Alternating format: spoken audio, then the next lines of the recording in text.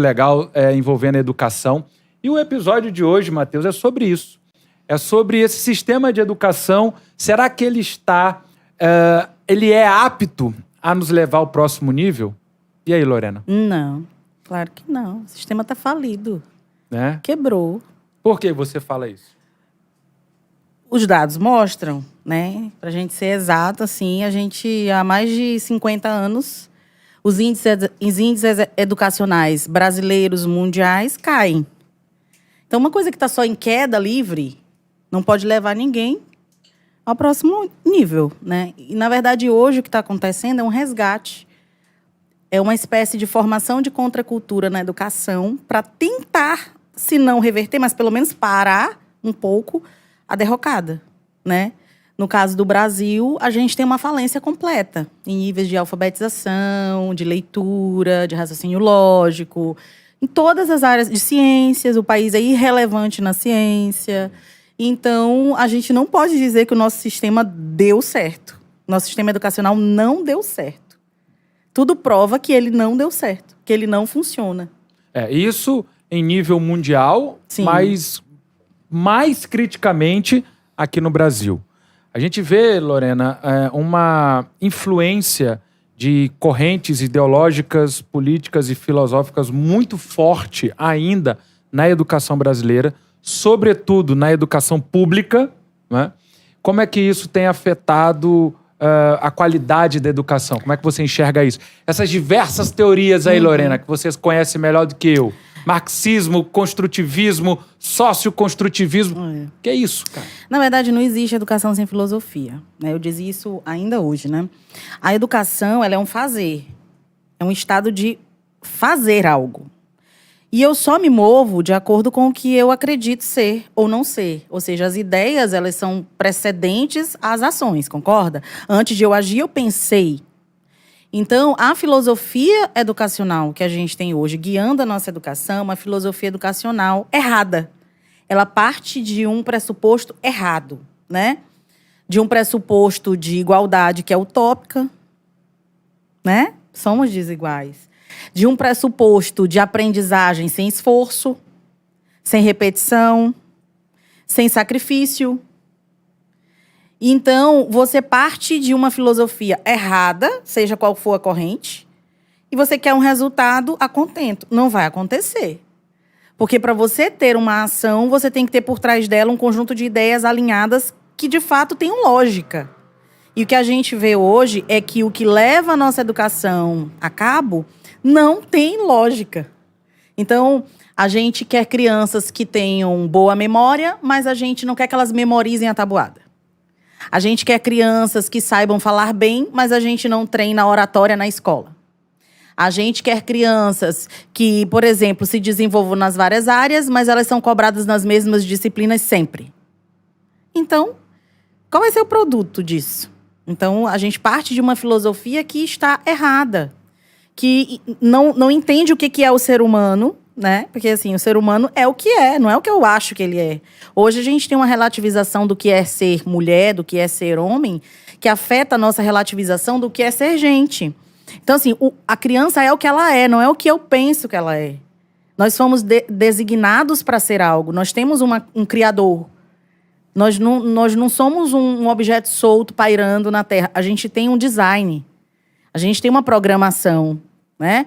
Então, se você entende como é essa programação, aí sim você pode planejar como é que você vai fazer para educar essa criança. Agora, se você parte de um pressuposto errado de que nós não temos um criador, de que pode não existir nada além de nós, né? Então, você não tem muito norte para educar esse ser que você não conhece, você não sabe como funciona, né? Então, eu acho que o grande problema da educação hoje é a base filosófica dela. É o que se acha que o homem é. Esse é o grande problema. E aí, tudo que se faz para educar não funciona. Não funciona. Porque você está partindo de um pressuposto errado. Entendi. Isso é algo que você diria que já está permeado nas estruturas ou, eventualmente, um professor ou um educador que tem uma visão diferente, ele vai conseguir imprimir uma forma de abordagem diferente? Isso já, a resposta é dupla. Isso já está, permeado na nossa cultura, no nosso imaginário, na nossa engrenagem social, na nossa engrenagem econômica, educacional, já está plenamente assim. Por outro lado, eu sou, por exemplo, uma das que não desistem. Então, eu acredito piamente que um ser humano que tenha conhecimento do funcionamento humano e que esteja imbuído de uma missão de educação, de uma vocação para educar, ele consiga diminuir bastante. Só que o esforço dele vai ser sempre 2 vezes maior, porque ele vai numa contracultura. Então, assim, tudo que ele falar vai ser absurdo, tudo que ele fizer vai ser estranho. E aí, daí até você ser aceito, até você ser ajudado pela sociedade, leva um tempo. E aí, isso testa quem são os resilientes, quem são os vocacionados, percebe? Só fica realmente quem é para ficar. Quem se aventura não consegue, porque é muito desestimulante. Entendeu? Então, se por um lado eu tenho uma estrutura já falida, por outro eu tenho pessoas que não estão conformadas. Sabem que está, mas tem gente nascendo todo dia. Os que estão nascendo podem ser salvos disso, de alguma forma. De alguma forma. Entendeu? O que você fala me lembra uma obra que, não vou chamar clássica, o nome não é esse, mas bem relevante, que é aquela da década de 90 ainda, Emburrecimento Programado, né? Sim. Que o professor John Taylor ele vai falar sobre os problemas da educação pública nos Estados Unidos, mas é uma obra relevante até hoje, não só nos Estados Unidos, mas no Brasil, principalmente. Apesar de ter o foco na escola pública, ainda é o mesmo padrão que a gente percebe na escola, na maioria esmagadora do ensino particular também, né? A falta de autonomia, a uniformização do conhecimento, a falta de incentivos pessoais, né? Lorena, como é que você enxerga? Eu sei que você é uma educadora fora da curva, junto com o Antônio. Vocês têm um programa muito legal, tem uma ideia, uma concepção, vou chamar de uma cosmovisão para a educação bem diferente. Por que que vocês dois, por que que a Lorena decidiu romper com isso? Na verdade, isso… senta que lá vem história, né? Vamos lá. Que na verdade é o seguinte… eu, quando terminei o 3º ano, eu não sabia o que eu ia fazer da vida. Eu já era cristã, mas eu sempre gostei de escrever, de falar. Eu sempre fui muito claramente da área, vamos dizer assim, da área de linguagens. Falo 2 línguas fora o português. Então, eu sempre gostei disso. Mas não sabia qual era a minha vocação. Não tinha ouvido isso nem na igreja, né? O que é uma pena. Porque se o jovem ouve falar de vocação e entende o que é vocação, ele busca a vocação e ele não erra as carreiras. Então, assim… eu fiz jornalismo, não gostei de jornalismo, depois pulei para letras, né? E aí me formei em letras, português e inglês.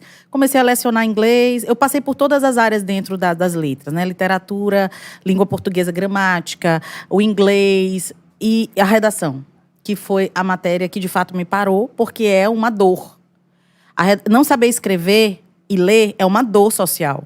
Verdade. Né? Você tem… sempre, em toda família, tem alguém que não sabe ler ou escrever. E não tô falando de analfabetismo. Tá todo mundo alfabetizado. Isso. Eu tô falando de pessoas alfabetizadas que são analfabetas. Funcionais, não funcionam, né? Então, eu comecei a me apaixonar por esse universo de escrita e leitura. Via que isso era uma dor. Paralelamente, havia um mercado clamando por pessoas que estivessem dispostas a ensinar alguém a ler e a escrever, né? E encontrei Antônio, né? A gente dava aula numa escola grande daqui da cidade. Ele dava aula de literatura, já apaixonado por literatura. Eu sempre amei literatura. É que você fosse apaixonado pela Lorena. Na verdade, a gente era amigo, né? Nós éramos colegas de escola. Eu dava aula de redação, ele dava aula de literatura. E aí os alunos começaram a encher a nossa bola, assim, tem uma professora ali, professor, você já olhou? E pra mim falava assim, a senhora já viu o professor? E ficava aquele jogo, eu falei, gente, que é esse homem que vocês estão falando, né? E aí a gente começou a ser amigo. Legal. A gente acabou se encontrando, Antônio é meu grande amigo, né? Uma pessoa inteligentíssima. Verdade. Talvez a pessoa mais inteligente com quem eu tenha conversado. Ele é muito inteligente. Verdade. E a gente conversa sobre absolutamente tudo, né? E troca figurinha. É muito gostoso você ter uma pessoa com quem você possa intelectualmente se casar. E eu tive essa sorte, ele teve essa sorte, da gente intelectualmente se casou, né? Então, quando a gente casou, a gente acabou montando um curso de produção textual, de redação, porque era um mercado, porque nós dois já fazíamos isso, né? E acaba que a gente nunca sabe o que Deus tem reservado. Começamos por uma questão mesmo de vocação, vamos fazer. E na primeira aula a gente tinha 9 alunos, na segunda já tinha mais de 50, Nossa. de uma semana para outra. Encheu o curso. O Instagram foi um grande vetor, né? Porque as pessoas olhavam a gente, assim, 2 professores dando aula na mesma sala ao mesmo tempo. Isso já é diferente. Porque cada aula só tem um professor. Então, como que é? Nós entrávamos nós 2 na mesma aula para dar a mesma aula. Então, é como se nós estivéssemos aqui dando uma aula para uma plateia. Aí, um fala, o outro fala, um discorda, o outro concorda. O que foi o grande boom nosso? É que nós tínhamos visões muito diferentes de mundo. Como assim? Sim, eu sempre fui terrivelmente conservadora. Sempre fui, né? Terrivelmente conservadora. Eu sou ultra conservadora, com orgulho. E ele não. Ele sempre foi aquela pessoa, assim, que tinha conhecimento do todo e que em alguns assuntos ele se posicionava de certa forma, em outros de outra forma. Ocorre que nas discussões de temas para escrita, não dá para ficar em cima do muro, porque Exato. O muro tem dono. Isso. Então, você tinha uma professora que ficava de um lado e um professor que fazia ali o advogado do diabo. E era muito interessante para os alunos. Porque eles tinham pessoas mostrando 2 lados de uma mesma moeda. Olha, tem esse lado e tem aquele. Você não pode esquecer desse aqui ao falar desse. Então, era enriquecedor. Foi a época em que a gente conseguiu 3 vezes nota 1000 na redação do Enem. Que legal. Isso deu uma mídia muito grande para nós, porque era muito difícil, continua sendo. Hoje está mais difícil. Então, a gente foi crescendo dessa forma. Viramos um curso de redação, depois viramos um cursinho completo, hoje viramos uma escola, que é o caminho natural. Você vai abrindo o caminho e percebendo onde há lacunas na educação. E você vai tentando entrar. Aí a pergunta, como que houve essa ideia? Na verdade, não foi nada planejado. Não foi planejado, literalmente. A ideia surgia, às vezes íamos orar, e a ideia surgia. A ideia da escola, eu sempre conto. A gente ora muito sobre essa questão, né, da nossa vocação até hoje. Porque a gente sabe o que é para fazer, mas a gente continua orando. Qual é o próximo passo, né? E eu fui orar uma noite e o Senhor falou comigo, abra uma escola. Do jeito que eu tô falando aqui com você, abra uma escola. E eu já tinha um curso de redação, já tinha um trabalho na internet, já tinha 30 mil seguidores na internet, né? Eu comecei a usar o Instagram desde 2012, tudo muito orgânico. E aí eu falei, não quero não, porque eu sei o que tem na escola. É um trabalho gigantesco. Quem que quer, Nossa. gente? As pessoas pensam assim, o dono de escola é rico, amor. Ei, preste atenção, educação é envelhecedor. É uma profissão que envelhece. Porque você tem um nível de estresse alto, você lida com pessoas de todas as formas. E fora isso, você tem um trabalho intelectual que é cansativo. Exatamente. Né? Se você quer fazer certo. Então, é uma missão mesmo. Porque não é um plano, não é um desejo, mas é uma missão, é uma convocação. De Deus. Total. Eu não sabia dessa parte da história e olhando assim, a gente percebe como é importante também estarmos abertos ao que Deus quer fazer conosco, né? Lorena falou que não foi nada planejado. Eu vejo que não foi planejado por Lorena e Antônio, mas por Deus, com certeza, que foi direcionando as ações, né? Ampliando a visão para que eles pudessem alcançar, como é o tema do nosso podcast, o próximo nível. Lorena, eu percebo na tua fala uma esperança. Eu não gosto da palavra idealismos, porque me remete a ideias que podem ser boas, mas não realizáveis. Há um preconceito na palavra idealismo, mas esperança não. Ainda existe esperança para a educação brasileira. Para o pai de aluno, porque eu te falei aqui em off, eu sou pai de 2 crianças, né? E estão na idade na infantil ainda, infantil 1 ainda. Uhum. E eu sou muito preocupado com essa questão de educação e muito preocupado, talvez por isso que a gente está debatendo isso aqui, porque outros pais, assim como eu percebo essa angústia, porque tem aquela grande massa, me corrija se eu estiver errado, tem aquela grande massa que acha a escola como um depósito para passar tempo. Mas eu não vejo isso.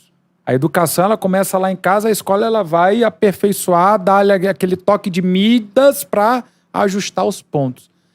Há esperança ainda, Lorena? Há esperança ainda, né?